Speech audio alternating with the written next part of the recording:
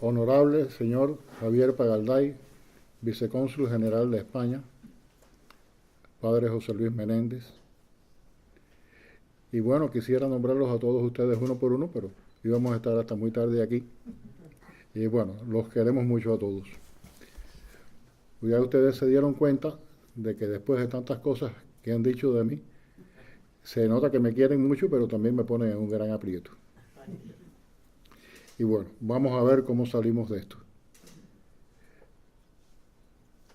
Empezaba el año 2013 y yo estaba pensando qué hacer,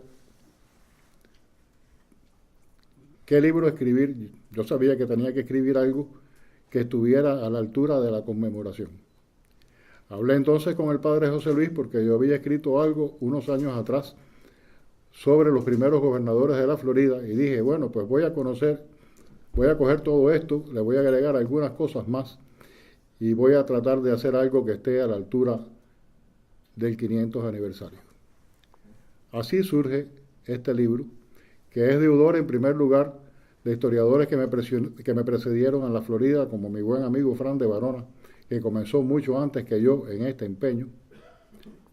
Otro amigo que no está aquí, que quería estar y no pudo estar, el doctor Larry Clayton de la Universidad de Alabama, que escribió las formidables crónicas de Hernando de Soto y otros cuantos libros más sobre la América española.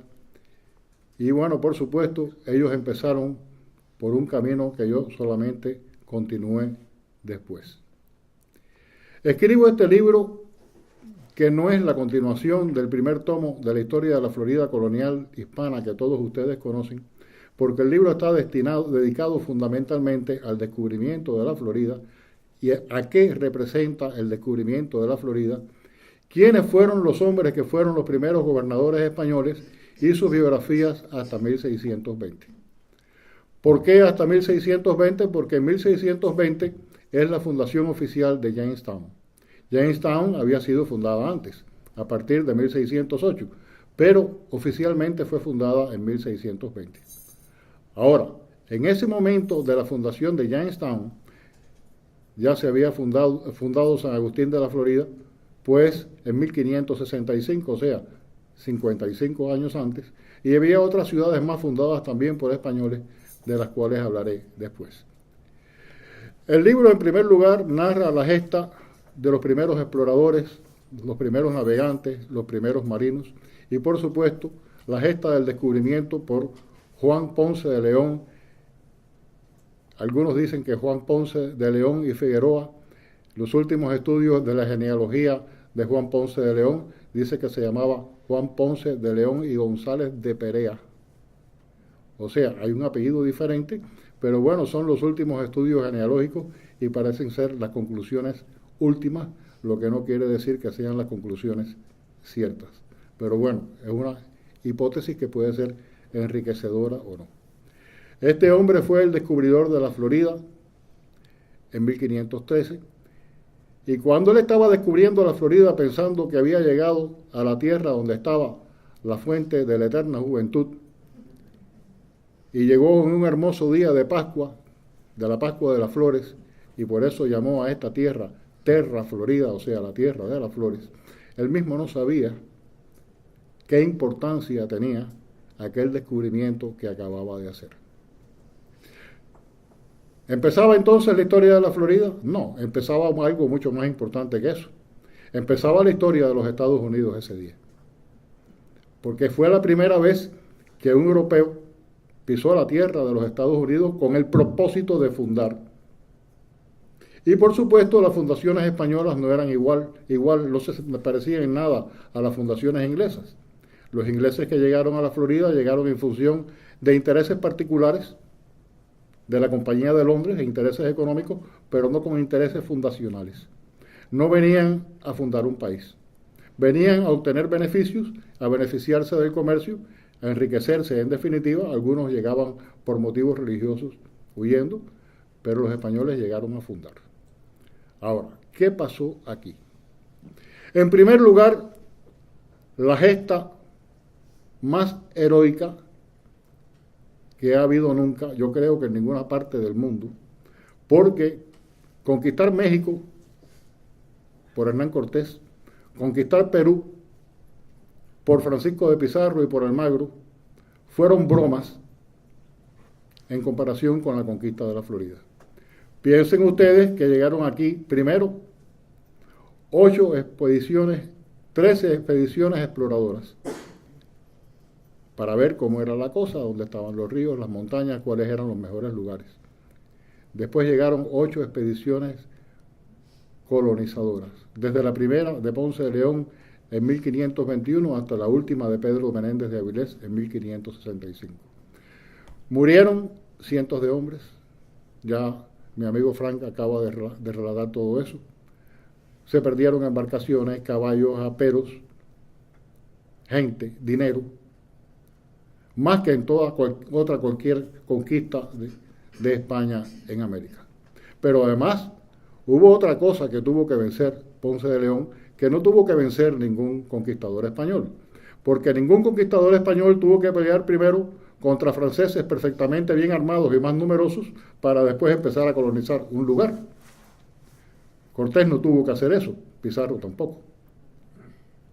Apenas llegaron 1000 españoles y se encontraron con que en la Florida había 2000 franceses que estaban usurpando un territorio que España consideraba suyo y que Felipe II consideraba suyo, y por eso había mandado para acá a Pedro Menéndez de Avilés, porque era la persona que cuando había que viajar, cuando el emperador tenía que viajar o cuando su hijo Felipe II fue a Inglaterra para casarse con la princesa de Inglaterra, pues quien dirigía los barcos era Pedro Menéndez de Avilés. Tan grande era la confianza en aquel hombre criado en la lucha contra los corsarios en el mar Cantábrico, un verdadero hombre de hierro que conocía todas las trampas, todas las picardías, todos los ardides de la guerra, y además dotado de un coraje y de un frenesí tremendo por vencer. El rey sabía muy bien lo que estaba haciendo. Habían fracasado 8 expediciones y llega Pedro Menéndez de Avilés. Narra la historia que en un momento él va con 50 hombres y iban a atacar a 600 franceses. Llegan a la orilla de un río, los franceses estaban del otro lado y Pedro Menéndez de Avilés comienza a pasearse con su lugarteniente a la orilla del río. Y él sabía que los franceses lo estaban mirando y lo estaba haciendo a propósito. Como si del otro lado no hubiera nadie. Ellos conversaban tranquilamente y se reían. Los franceses los miraban desde el otro lado, disparaban al aire porque las balas no podían alcanzarlo y se reían de ellos. Pero seguía pasando el tiempo y ellos seguían tranquilamente su paseo y los franceses comenzaron a alterarse.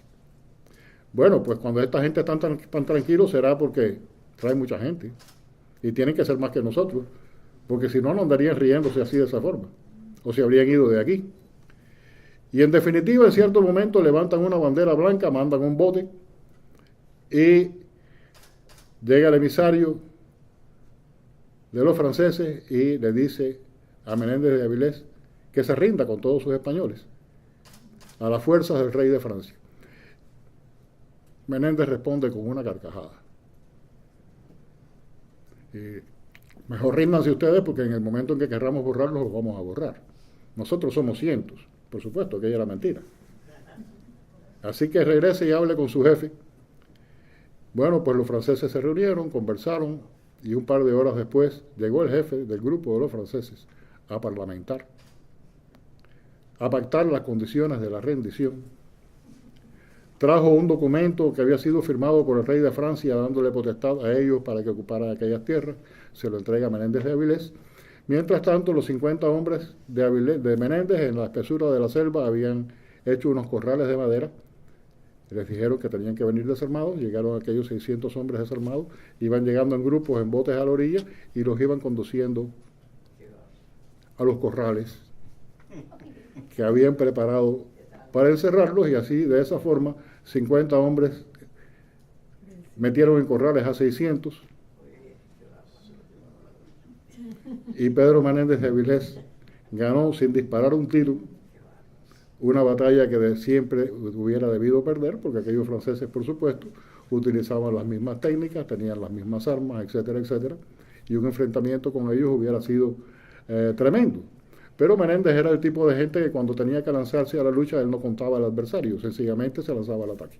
Siempre había sido así, siempre fue así, y nunca perdió una batalla. Bueno, pues aquellos hombres que vencieron a los franceses después tuvieron que controlar a los indios de la Florida. ¿Y qué cosa eran los indios de la Florida? No eran los indios mexicanos con una capital en Tenochtitlán, o no eran los indios, o no eran los incas con su capital en el Perú, en el Cusco. No, no eran esos indios. Esos indios no tenían capital. Eran nómadas, se reunían por miles en cierto momento, atacaban, cuando por supuesto estaban en ventaja, y después se perdían. Se perdían en los pantanos, se perdían en el monte, desaparecían, no había forma de agarrarlos. Y contra aquellos fantasmas tuvieron que pelear los hombres de Menéndez de Avilés. Y si Cortés tuvo una noche triste y tuvo una batalla de Otumba, pues los hombres de Menéndez de Avilés tenían que pelear entre pantanos, muchas veces con el fango hasta la cintura, comidos de mosquitos, sin comida. La comida había que irla a buscar a Cuba o esperar los barcos que llegaran de Cuba, con provisiones cuando se les acabó la comida. Y así fundaron San Agustín. Fundaron un sistema de fuertes que defendía toda la frontera norte.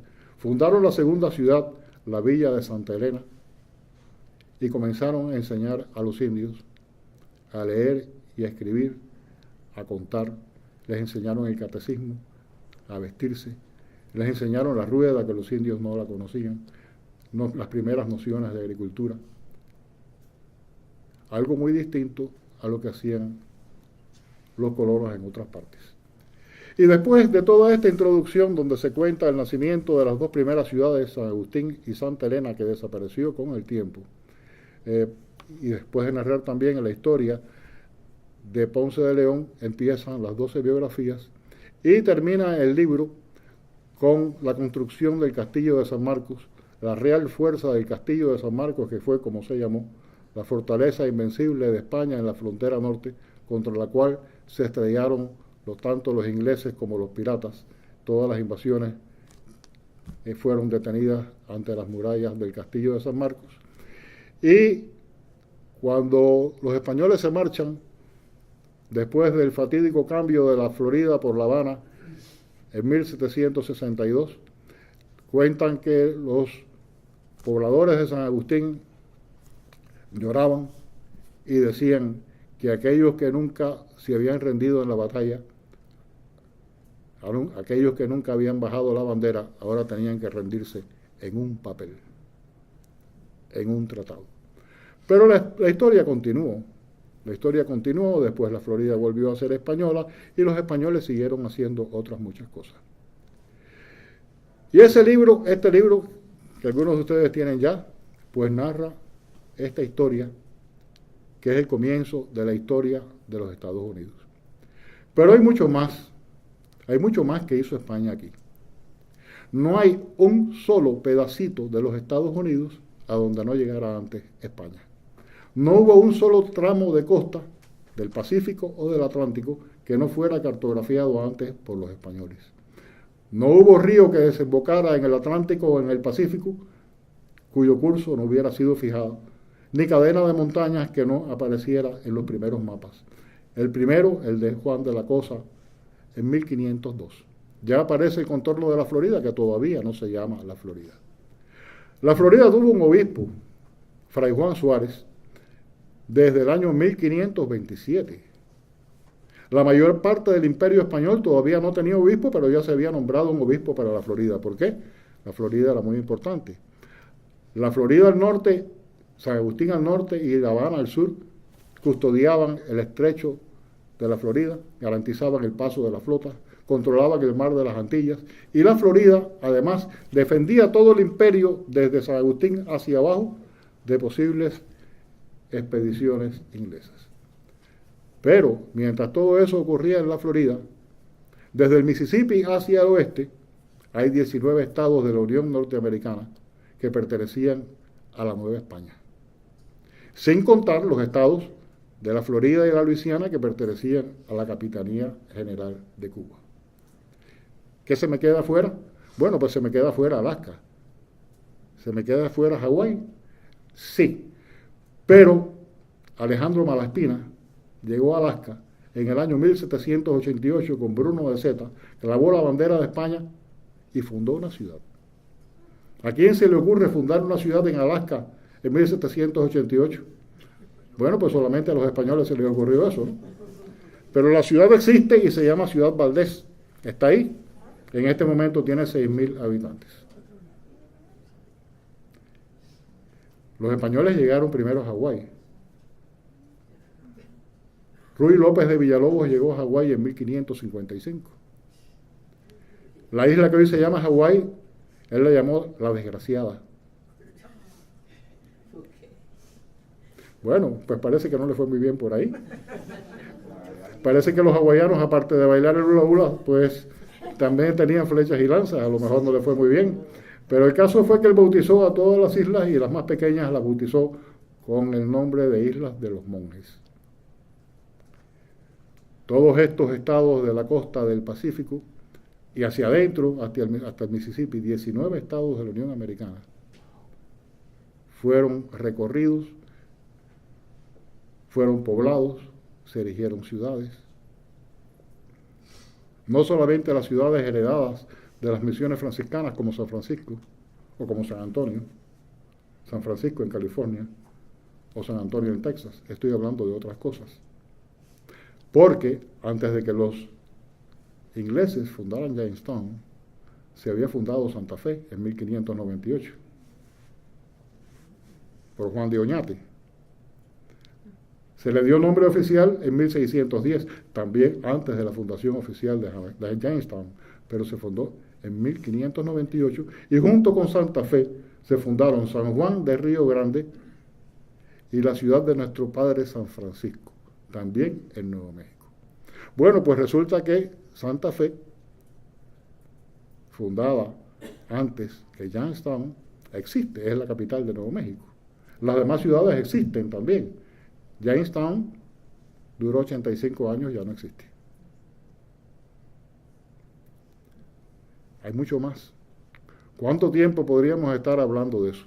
Cuando los cowboys cazaban un caballo en la pradera salvaje del oeste, estaban montando un Mustang. ¿Qué cosa es un Mustang? Los españoles le llamaban mesteños. De la palabra mesteño, caballo salvaje, de origen árabe andaluz, viene la palabra Mustang. A comienzos del siglo XX había 2 millones de Mustangs sueltos por las praderas de los Estados Unidos, descendientes de los famosos caballos de raza que llegaron junto con los colonizadores españoles. Cuando los primeros vascos llegaron a recorrer una hermosa tierra que estaba llena de robles y encontraron que aquella madera era buenísima para la construcción de barcos, llamaron a aquella tierra Arizona. Y cuando Esteban Gómez, por la banda del Atlántico, llegó más allá de Terranova, llegó al Labrador, era en pleno invierno, miró la extensión inmensa que se extendía delante de él, aquella extensión estaba cubierta de hielo, cogió y escribió en el mapa, acá nada. Esteban Gómez no sabía que estaba bautizando el Canadá. Acá nada.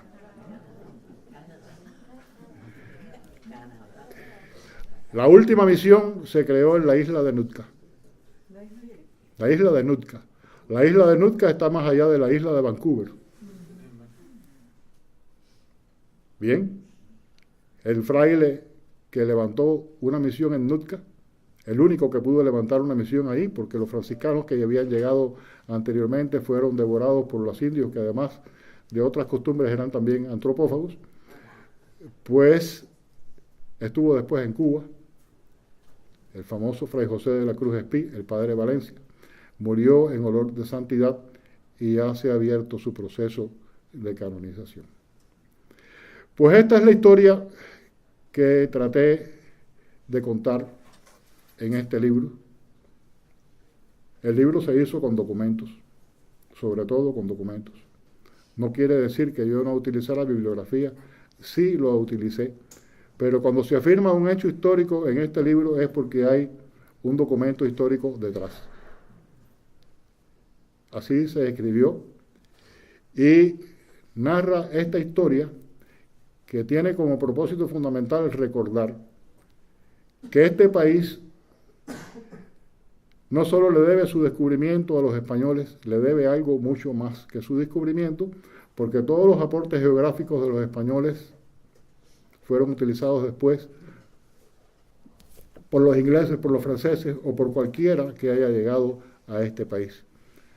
Tanto los estudios geográficos como los trabajos que hablan de la flora, de la fauna, etcétera, etcétera.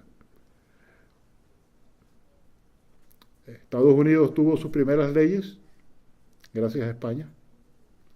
Están escritas, aparecen en la recopilación de leyes de los reinos de Indias. Tuvo su primera legislación en el Sínodo Diocesano de 1680 de Cuba, cuando el obispo Juan García Palacios escribió las leyes que debían regir y normar la vida de los habitantes de la Florida. Los franciscanos evangelizaron con mucho éxito en la Florida. En el año 1696, en 2 misiones floridanas, San Nicolás de los Chatos y en la misión de San Luis, se fundaron cofradías de la Virgen de la Caridad del Cobre. La Virgen de la Caridad del Cobre llegó a la Florida tan temprano como alrededor de 1694. Bueno, en esa fecha se fundó la primera cofradía, si mal no recuerdo, así que en alguna fecha cercana a ese año debe haber llegado a Cuba la devoción a la Virgen de la Caridad traída por los franciscanos, lo cual no tiene nada de extraño porque esta devoción cubana está muy unida en toda su historia a la Orden de San Francisco. Pudiera estar hablando de todo esto mucho más. He visto en Santiago de Chile, en el convento franciscano de Chile y en otros lugares, unos hermosos pisos y unos preciosos artesonados hechos de madera de pino rojo. Y cuando pregunté qué madera era esa, me dijeron, es pino de Oregón.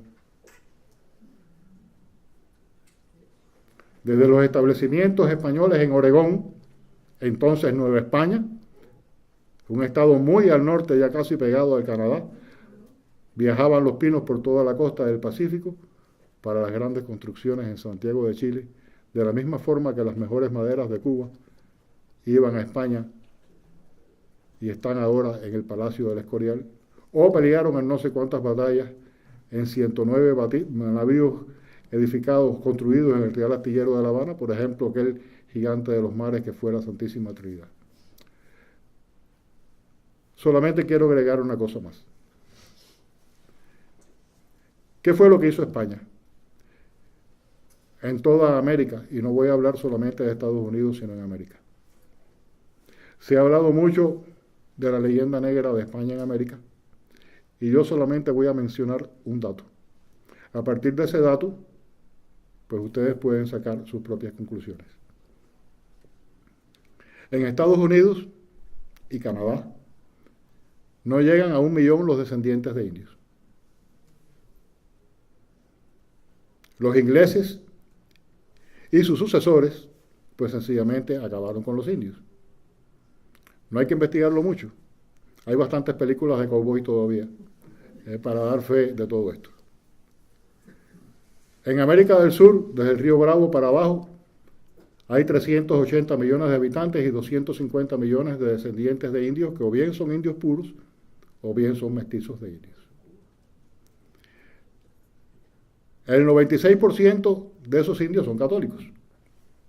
Fueron evangelizados por los españoles, igual que fueron evangelizados los indios norteamericanos. Pero no solamente son católicos. Hay miles y miles que son médicos, ingenieros, científicos, técnicos, abogados, economistas o presidentes de repúblicas. No tengo que citar sus nombres, ustedes los conocen. Si van a Bolivia o si van, qué sé yo, a Perú, pues ahí están con sus nombres y apellidos. Entonces parece que la conquista, en definitiva, pues, no fue tan mala. Queremos recordar esa deuda.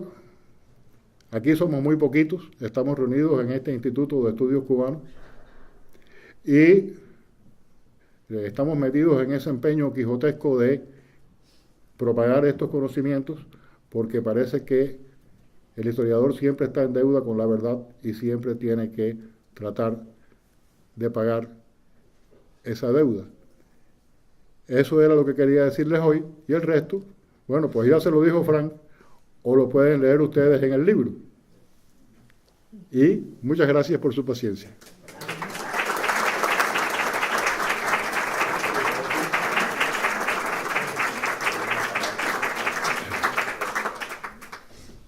Entonces, haciendo buena su promesa, porque Marcos Antonio Ramos me dijo, yo no puedo estar a las 7, pero yo llego de todas maneras. Bueno, pues aquí tenemos al doctor Marcos Antonio Ramos, que quiere brindarnos un pequeño comentario sobre todo esto.